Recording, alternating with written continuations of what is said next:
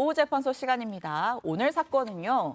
이웃 횟집 수조에 수조권에 뭔가를 넣어서 실형을 살게 된 여성의 이야기입니다. 자, 사파로 좀 구성을 해봤습니다.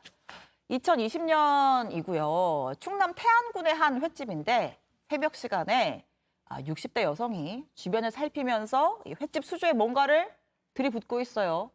알고 봤더니 표백제였던 겁니다. 저희가 그림에서는 이제 어떤 그 세제통 같은 걸로 묘사를 했는데 실제로는 이 플라스틱 바가지에 표백제를 담아서 부었다고 하고 심지어 한 번이 아니라 두 번이나 이렇게 수조에 표백제를 부어서 물고기들이 다 폐사하는 그런 사건이 발생했습니다. 뭐 재산 피해도 300만 원대에 이른다고 하는데 굉장히 좀 상식 밖의 행동이잖아요.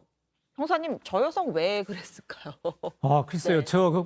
저기 주인하고 좀 무슨 굉장히 원한 관계가 있는 건가요? 아니면 어떤 그 장사를 네. 좀 불이익을 주기 위해서 네. 저렇게 한 게 아닌가 생각도 되는데 네. 지금 저런 행위는 지금 특수재물 손괴죄에 해당될 것 같습니다. 예. 지금 두 번에 걸쳐서 저렇게 물고기가 약 네. 100여 마리가 폐사됐거든요. 물고기 무슨 죄예요? 그러니까 네. 이 우럭과 뭐 광어 이런 것들 사람의 지금 몸에 좋게 몸보신을 해야 되는데 예. 저 사람이 저렇게 저는 표복제를 타가지고 네. 폐사시켰으니 네. 이건 참 그 주인은 굉장히 네. 속상했을 것 같습니다. 그러게요. 지금 뭐 그 표백제를 부었던 60대 여성 같은 경우에는 처음에 뭐 그냥 물고기가 좀 상태가 안 좋아 보여서 내가 바닷물 부어준 거다라고 주장을 했다고 하는데 CCTV에서 수조에 이렇게 거품이 있는 것까지 다 잡혀가지고 결국은 법에 처벌을 받게 됐죠. 자, 재판 결과를 좀 정리를 하면요. 1심에서는 징역 10개월 선고됐고 좀 무겁다 이래서 항소를 했대요.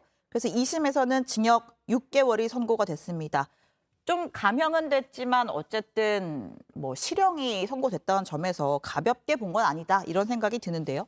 네, 1심에서는 이 여성이 본인은 이 어류가 이 수족관에 있는 어류들이 좀 상태가 좋지 않아서 난 걱정되는 마음에 바닷물을 부어주면서 예. 자기가 오히려 도와준 거다라고 네. 하면서 자신의 범행을 부인한 거예요. 네. 이 물을 오염시켰다고 주장하지 않으면서 이 물이 오염됐을 때 어류가 죽었을 리가 없다. 나는 오히려 도와준 거다라고 계속 반복적으로 주장을 하는 거예요.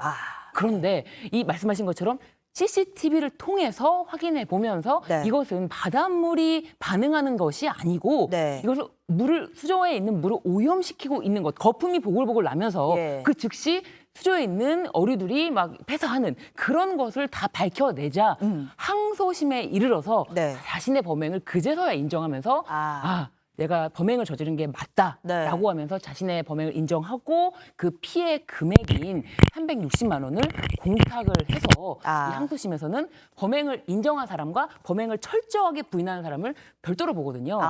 그렇기 때문에 감형이 된 것입니다. 인정을 했기 때문에 1심 징역 10개월에서 2심에서는 6개월로 네. 좀 감형을 해줬고 그렇습니다. 뭐 공탁을 해서 피해 보상도 좀 해줬고 네. 저도 이 사건이 참 뭐 흥미로워서 막 취재를 해보려고 했는데 이제 이 표백제를 부은 여성분도 횟집을 운영하시는 분인 것 같더라고요. 이제 아무래도 경쟁 관계에 경쟁에 있었던 게 아닌가 이런 생각도 해보지만 그렇다고 해서 지금 단순히 물고기만 죽은 걸로 끝나서 어떻게 보면 다행이에요. 만약에 저 물고기를 누가 먹었다면 그렇죠. 사실 사람이 아플 수도 있었던 거잖아요. 그렇습니다. 표백제에 노출이 됐기 때문에.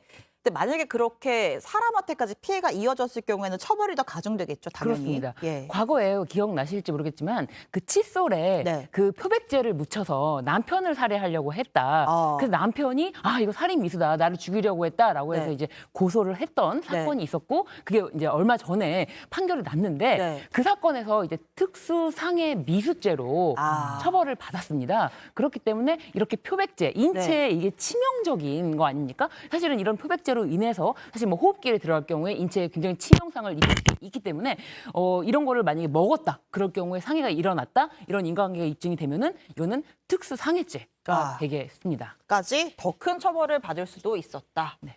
알겠습니다. 자, 오늘 좀 뭐 킥보드부터 오토바이부터 알몸 남성의 표백제까지 좀 황당한 사건들을 좀 살펴봤는데 좀 이런 일들이 좀 없었으면 좋겠습니다. 알겠습니다. 두 분 말씀 여기까지 듣겠습니다. 고맙습니다. 감사합니다.